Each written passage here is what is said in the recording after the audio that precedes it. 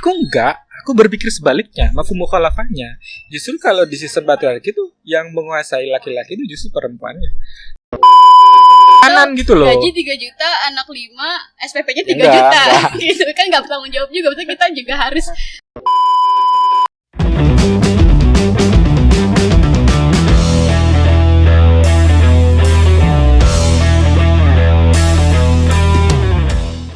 Aku enggak, aku berpikir sebaliknya, mafhum mukhalafahnya. Justru kalau di sistem patriarki itu yang menguasai laki-laki itu justru perempuannya. Harus gini.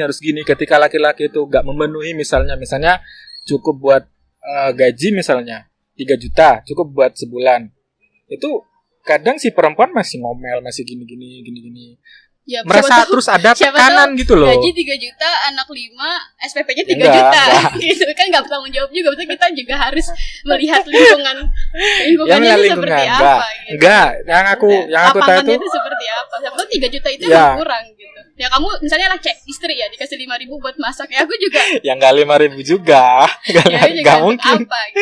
Enggak mungkin juga ngasih 5.000. Enggak, aku mau mengatakan intinya tuh gini, sebenarnya relasi antara perempuan dan laki-laki itu kebanyakan yang mengatur tuh justru perempuannya di dunia patriarki itu. Laki-laki sebenarnya nggak bisa apa-apa, soalnya kan terus dituntut gitu loh. Laki-laki itu terus dituntut, harus dituntut begini, harus memenuhi nafkahnya, memenuhi inilah, harus bisa gini. Sementara perempuan enak-enakan di rumah juga gak ada yang nuntut gitu. Kalau enak-enakan di rumah agak terlalu bias juga ya kalau menurutku, karena pekerjaan rumah tuh berat juga. Kamu juga mungkin nggak akan bisa sanggup menurutku. Ya karena aku juga belum punya rumah dan belum punya rumah tangga ya. Cuman yang mau aku garis bawahi adalah ya aku sepakat dengan narasi kesetaraan. Kalau emang ada kritik tentang perempuan atau ada kritik tentang laki-laki, ya kita menganggap itu sebagai suatu yang perlu dikoreksi. Aku pun nggak masalah gitu dengan itu. Cuman akan menjadi kecil saat kita tuh saling memojokkan perempuannya atau laki-lakinya. Lihat aja relasi rumah tangga sekarang tuh emang nggak sehat. Mungkin emang dari awal keluarga mereka dibangun dengan fondasi yang belum mapan gitu, atau mungkin dari awal mereka negosiasinya belum keren hubungan mereka. Jadi menurut aku bukan masalah laki-laki atau perempuan yang banyak menindas sekarang gitu. Misalnya di lingkungan kamu melihatnya banyak perempuan yang menindas, tapi kan bisa aja di lingkungan tertentu justru perempuan-perempuan yang gila atau bahkan bunuh anaknya karena beban yang mereka rasa itu sangat tebal dan laki-lakinya tidak bertanggung jawab. Itu tuh ada juga gitu. Maksud aku ya relasi yang harus kita lihat tuh relasi sehatnya. Entah perempuan yang bersalah atau laki-laki bersalah, aku rasa mungkin dua-duanya akan ada di dunia ini sekarang gitu. Dan itu dua-duanya menjadi koreksi ya. Kalau emang cuman yang digarisbawahi jangan menjadikan itu suatu alasan bahwa perempuan nggak berhak untuk dapat kesetaraan lagi, karena memang ada beberapa golongan atau beberapa kelompok yang emang belum mendapatkan itu gitu. Kita harus sadar kalau aku dan kamu lahir di negara yang emang pas aku bangun tuh aku secara nggak langsung aku menganggap bahwa aku perempuan nih. Aku katakan aku kelas 2, ada laki-laki yang lebih kuat dan lebih apa. Nah ini yang harus dibenahi karena nantinya akan berpengaruh ke rumah tangga gitu. Karena menurut aku poin keras yang dikritik di patriarki itu bukan poin laki-laki atau perempuannya, tapi poin dominasi. Nah saat dominasi ini udah bisa kita setarakan, nggak perlu ada dominasi yang merugikan satu sama lain misalnya gitu, ya itu udah good banget. Yang mendominasi nantinya akan laki-laki yang mendominasi perempuan dan menghasilkan sesuatu yang nggak baik, menurutku tetap perlu diperhatikan gitu. Tapi bukan berarti perempuan semuanya juga. Untuk mengeneralkan mungkin akan falsi juga kalau kita bilang perempuan semua yang kayak gitu. Karena di beberapa daerah ya kita tahu ada banyak ibu-ibu rumah tangga yang masih belum mendapatkan akses kebebasan untuk berpendapat dan sebagainya gitu. Berarti dari masing-masing tuh harus punya kesadaran gitu ya. Benar. Terus cara menumbuhkan kesadaran itu gimana? Tadi kan kamu cerita masih banyak yang kurang. Yeah, misalnya di beberapa daerah itu masih ibu rumah tangga itu masih nggak bisa dapat akses untuk berpendapat lah, untuk kerja di luar lah. Teman-teman, cara paling cepat dan paling efektif untuk menumbuhkan kesadaran itu gimana sih? Khususnya buat laki-laki lah ya. Kalau khususnya buat laki-laki mungkin secara subjektif kamu lebih tahu pendekatan yang lebih dekat ke kamu apa gitu. Maksudnya mungkin yang aku omongkan juga belum tentu sesuai. Cuman menurutku adalah memandang semua orang sebagai manusia yang cuman bertuhan ke Allah, cuman ya atau bertuhan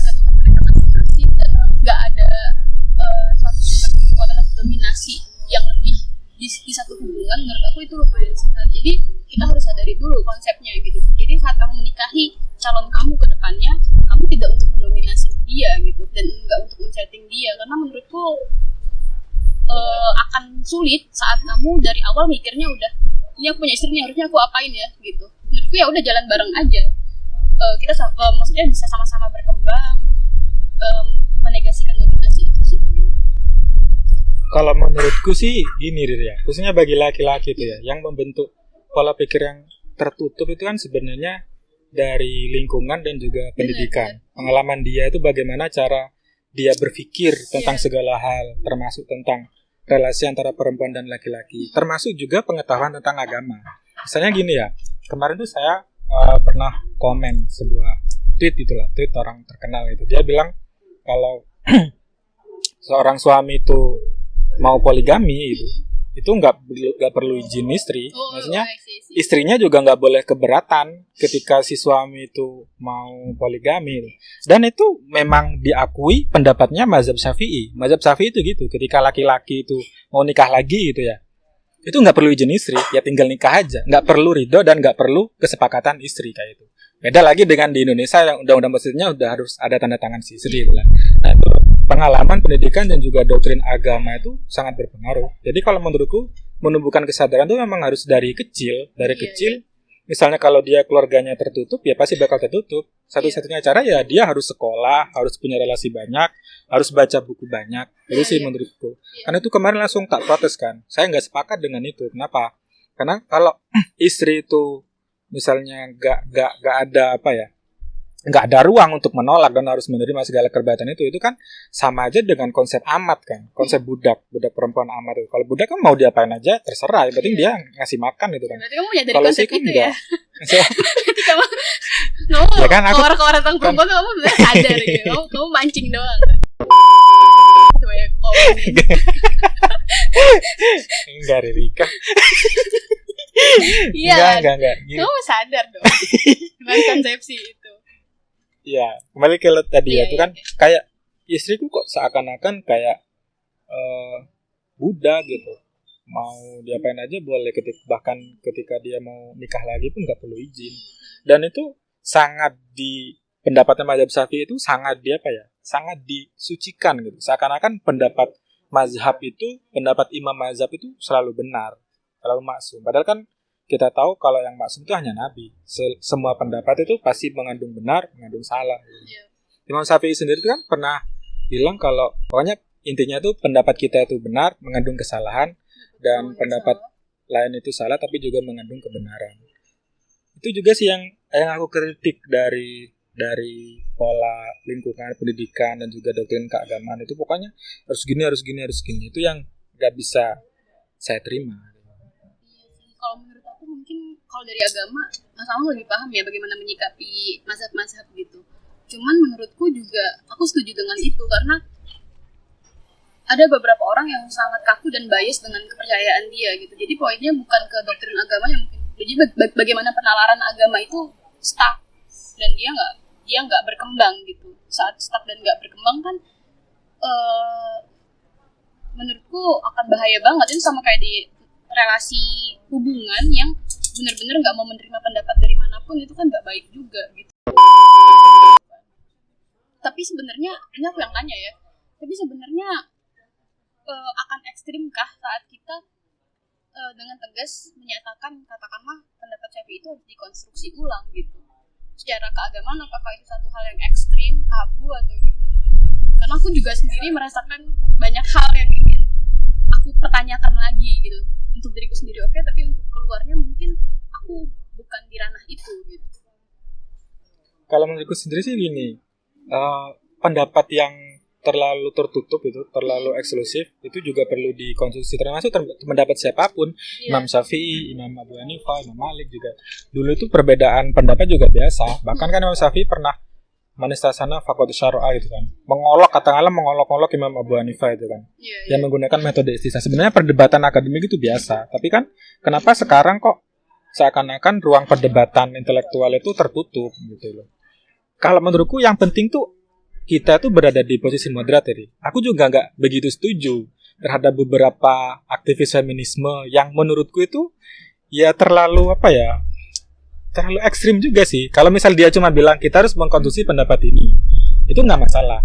Tetapi di sisi lain itu dia juga memaksakan pendapatnya sendiri, itu loh. Itu yang aku sangat nggak setuju. Misalnya ada beberapa tokoh feminis yang bilang, ya misalnya masalah itu ya, masalah HIV misalnya, itu kan hak perempuan. Mereka juga punya hak untuk tidak hamil kayak itu. Seakan-akan itu yang paling benar. Sementara relasi antara suami istri, salah satu hubungan pernikahan dalam Islam itu kan juga kemaslahatan dengan dilahirkannya seorang anak. Anak itu kan doktrin Islam, doktrin agamanya itu membawa rezeki itu. Tapi seakan-akan ya pokoknya itu perempuan, pokoknya terserah perempuan mau hamil apa enggak. Kalau perempuannya enggak mau, ya udah enggak mau.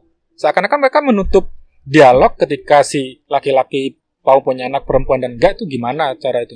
Itu juga aku enggak setuju juga sih yang terlalu ekstrim kayak gitu. Kalau menurutku sih gitu deh.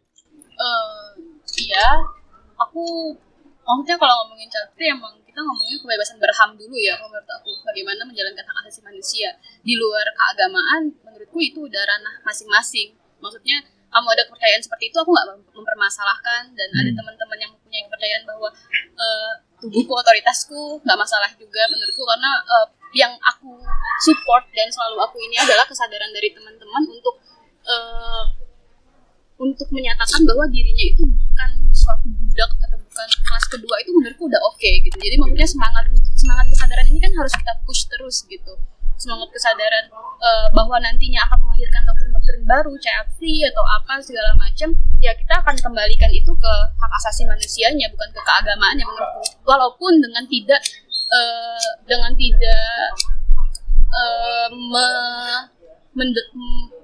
aku memprotes agamamu juga. Jadi kayak ya udah, kamu bisa jalankan sesuai dengan kepercayaan kamu. Ada teman-teman yang punya hak asasi manusia yang dia menyatakan bahwa tidak ingin mempergunakan tubuhnya untuk mengandung, melahirkan atau menyusui gitu, ya itu harus dihormati juga. Jadi basic awalnya saat ngomongin childcare menurutku ada hak asasi manusia itu gitu. Ya itu kan saat dia memutuskan demikian kan aku yakin itu udah perdebatan dengan maksudnya udah ada negosiasi lah dengan suaminya, dan udah ada pro kontra dengan suaminya gitu. Bahwa nantinya akan menyalahi doktrin keagamaan, ya itu silakan teman-teman yang beragama menghormati dan juga dihormati oleh teman-teman yang nggak memikirkan hal itu gitu, tidak mempertimbangkan hal itu gitu. Menurutku lebih ke arah sana sih. Kok malah berat ya ngomongnya? Iya loh, kan aku kirain kan gak, aku gak nanya yang tenggarkan aja deh. Aku mau sambat nih. Iya, misalnya iya, kayak sambat. mau sambat.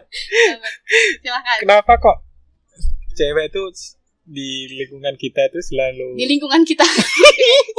di lingkungan kita lah ya, Di lingkungan kita, bukan di lingkungan kita aja, di lingkungan secara luas lah. Okay. Di tradisi kita, di orang Jawa, di orang Indonesia. Kenapa perempuan itu selalu mendapat keistimewaan tersendiri? Misalnya, kalau kamu kemarin kan juga mengalami ya, ketika ada seorang teman laki-laki mau ngambil toga, itu dijemur berjam-jam, nggak boleh masuk, sementara kamu baru datang, ngelobi dikit, langsung boleh masuk. Itu kan termasuk keistimewaan yang menurutku sangat tidak adil bagi laki-laki. Ini kalau glorifikasi privilege tanpa mengetahui reasoning ini gini. Jadi gini, dengan tidak mengurangi rasa hormatku dengan teman-teman yang udah berjemur berjam-jam ya. Waktu itu beberapa orang yang antri di depanku tuh perempuan juga. Mereka izin masuk karena mereka mau menyerahkan hard file-nya tesis sama surat-suratan tesis, kayak buat berkas yudisium lah gitu. Tapi nggak diizinkan oleh satpamnya. Waktu itu dia nggak diizinkan, alasannya taruh sini aja, telepon bapaknya gitu. Even pas ditelepon ternyata nomor yang ada di CP itu nomor anaknya si bapak. Jadi ada miskomunikasi di situ. Jadi maksudnya yang teman-teman kita lakukan itu menghubungi nomor anaknya si bapak. Jadi double kan, berlapis komunikasinya. Nah pada saat itu aku lihat kenapa mereka nggak diizinin. Pertama katanya emang aturan, dan aku lihat temanku yang cewek nggak diizinin nih. Kenapa akhirnya aku dan temanku yang cewek lagi itu bisa dapat perizinan? Menurutku adalah karena kita memperlihatkan reasoning yang jelas kenapa aku harus masuk. Jadi aku ngeliatin surat itu, terus aku bilang ini tulisannya boleh ke fakultas dengan prokes, dan aku udah prokes pada saat itu gitu. Sedangkan nomor yang ada di situ tuh bukan nomor bapaknya yang asli. Jadi kita sampai kapan? Jadi mungkin terlihatnya privilege, tapi mungkin itu another kecerdasan aku Enggak, aja. privilege tuh. Aku yakin kalau novel yang bilang gitu tetap gak boleh masuk. Aku yakin itu. Keyakinan kamu ini yang gak sehat untuk relasi. Aku yakin. Iya, maksudnya. Misalnya aku banyak trauma tentang itu sih. Iya. Sangat banyak aku trauma tentang itu. Tapi reasoning itu menurutku saat aku memberikan alasan yang satpam nggak bisa ngomong apa-apa lagi gitu, dalam artian ya terus gimana Pak, ini di sini tulisannya boleh ke fakultas masing-masing dengan prokes gitu, sedangkan nomor yang di situ pun nomor anaknya. Dan tadi teman kita ada yang nggak berhasil menghubungi gitu, ya akan sulit Pak kalau tetap nunggu di sini. Gimana kalau saya masuk aja Pak gitu. Terus bapaknya ini kamu agak maksa gitu, itu nggak maksud, itu ngerayu gitu. bukan, aku memberikan penawaran, negosiasi sebenarnya. Ini negosiasi. Terus abis itu Ya pasti ada ngerayu-ngerayunya lah ya. nggak mungkin yang kayak Pak, kan nggak mungkin yang imut-imut kita. Masa enggak? Tadi aja kamu awal-awal gitu. Itu sebenarnya aku pengennya terlihat lebih berwibawa aja, kan kelihatan cantik.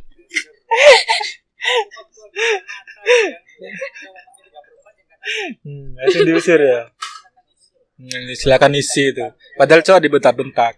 Ya, aku mau cerita ya gini. Dulu kan di podcast sebelumnya kan banyak cerita. Ini tapi salah satu cerita yang belum aku ungkap. Dulu itu kelas 3 Ali ya. Itu aku ke guru BK, guru konseling itu lah. Konselingnya siapa, cowok nih? Cowok. Oke. Di tempatku pesantren. Jadi kalau yang konseling cowok itu cowok, yang konseling cewek itu cewek. Tapi ada beberapa yang cewek itu konselingnya ke guru cowok juga. Aku mau konsultasi tentang kampus, tentang kuliah kelas 3. Pak, aku mau nanya tentang dunia kampus gini. Si bapak itu bilang, "Ya itu Mas. Brosurnya ambil aja, baca sendiri aja." Ada brosurnya di situ gitu kan. Baca aku. Semenit lah, 2 menit. Ada rombongan cewek-cewek nih datang, 4 orang atau 5 orang. Pak, aku mau nanya gitu ya. Mau nanya tentang kampus gitu. Iya sama, satu angkatan. Mau nanya tentang itu. Terus si bapak guru konseling ini, "Oh iya Mbak, gimana? Kamu mau kuliah di mana?" Kan aku bullshit. Langsung tak ejek gitu. Sumpah langsung tak ejek di depan mata itu. "Papa, wae wong aku ngomong Jawa. Wae aku arep direken wae wong wedok. Wae wong wedok direken. Kowe mending gak usah ngajarne kene Pak tau ngono." Aku langsung keluar lah, merasa sangat sakit hati. Dan pengalaman seperti itu aku sangat banyak. Termasuk yang masalah kaos kaki. Itu aku lihat sendiri, cewek itu enggak pakai kaos kaki. Terus ya udah nanti dihukum nanti. Sementara aku dihukum langsung, disuruh lari-lari di lapangan itu. Itu menurutmu gimana sih? Kok bisa gitu ya? Menurutku ya poin kesadaran tadi belum terbentuk di sekolahmu gitu. Maksudnya di sekolah kamu dulu, sehingga mungkin ada wujud privilege lebih ke perempuan-perempuannya. Kalau aku sih tetap sih, aku udah bilang ya, saat aku nggak berkaos kaki dan emang aturannya berkaos kaki, ya aku nggak masalah untuk dihukum gitu. Tapi kan bagaimana menyikapi itu kan, ya kita nggak bisa keluar dari lingkungan kita yang udah membentuk suatu sistem yang seakan-akan menunjukkan bahwa perempuan sering dapat kemudahan untuk keistimewaan lebih. Tapi itu aku bilang sih, walaupun publiknya demikian, seringkali dalam relasi itu perempuan yang rugikan gitu. Seringkali dalam relasi gitu, karena memang ada missing di awal aja, yang kayak tadi kamu bilang missing pas satpam ataupun guru BK kamu itu aja. Itu tuh menurutku nggak sehat. Even dia mengutamakan perempuan ya, menurutku itu tetap nggak sehat. Kalau aku rasanya aku perlu diutamakan, ataupun aku memang aku butuh hak lebih saat itu berkaitan dengan hal-hal yang nggak toleransi. Misalnya kayak aku menstruasi, aku melahirkan dan aku menyusui. Saat aku dapat hak lebih seperti libur dan sebagainya, menurutku itu hak kemanusiaanku gitu. Tapi kalau hak-hak yang kayak cuman nggak pakai kaos kaki nggak dihukum, ataupun dapat perhatian lebih dari guru-guru dan sebagainya, menurutku aku belum nggak perlu itu lah. Aku nggak tahu ya. Tapi yang ngomong kayak kamu nih mungkin 10:1 kayaknya ya. Iya. Dari 10 wanita itu perempuan mungkin tuh kamu cuma aja 1. lingkungannya nih. Aku khawatir lingkungan kamu ya. Aku yang iri itu sama perempuan tuh gitu. Kenapa kok dia mempunyai seni merayu, bisa merayu, sementara laki-laki tuh enggak. Mas Topal nih Enggak, pasti misalnya aku ngerayu ya. Enggak. Aku nggak ngerayu. Enggak, aku meskipun bukan masalahmu ini, masalah secara umum aja. Aku juga beberapa kali kadang si perempuan itu pun mau dihukum gitu, misalnya sama guru atau sama dosen gitu. Iya, nggak masalah tapi juga gitu ya. mau dihukum itu. Tapi si perempuan ini mencoba ngerayu gitu.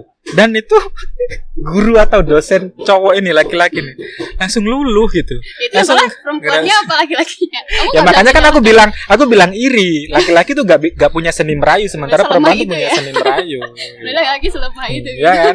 Makanya gak percaya dia punya suami gak kerja, gak marah-marah tuh gak percaya. Yakin aku gak percaya. Aku Pasti berani marah-marah. ngejamin Mas Amal. Enggak. Aku berani ngejamin kalau Ya udah soal tak itu. doain ya, tak doain. Ya maksudnya maksudnya tuh gini, poinnya tuh bukan bekerjanya. Kalau balik ke yang tadi ya, poinnya tuh bukan bekerjanya atau gaji besar kecilnya. Poinnya tuh saat dia bertanggung jawab dan kita udah berkomunikasi dan bernegosiasi. Aku nggak tahu, siapa tahu nanti ada posisi di mana karirku lagi melejitnya, dia di PHK misalnya gitu. Ya mungkin akan ada posisi gitu. Tapi saat itu aku akan mencoba serasional mungkin dan menalarkan bahwa ada beberapa hal yang emang di luar kendaliku dan aku nggak masalah. Maksudnya punya ambisi suami punya gaji lebih itu mungkin nantinya akan bisa buat bantu nyekolahin orang-orang lain atau segala macam, mungkin ke arah sana. Kalau untukku sendiri aku inginnya saat aku menikah aku udah memastikan bahwa aku nggak punya keterikatan dengan itu gitu. Nggak punya keterikatan kayak aku nikah sama A, dia harus punya gaji sekian karena gaya hidup aku sekian. Aku nggak pengen menjatuhkan diriku ke sana. Satu pertanyaan lagi nih. Misalnya gini deh, aku nanya tentang dengan lagi ya. Apa? Misalnya kasusnya kayak gitu tadi, si laki-laki atau si suami itu nggak bekerja atau penghasilannya lebih dikit. Itu kamu secara perspektif perempuan, kalau kamu jadi istri itu mau nggak kamu nafkain? Oh, Maksudnya, ya nggak suaminya doang. Misalnya punya anak, kamu yang biayain sekolahnya, kamu yang ngasih uang sakunya, kamu yang gini. nggak masalah. Nggak Aku nggak tahu. Nggak percaya.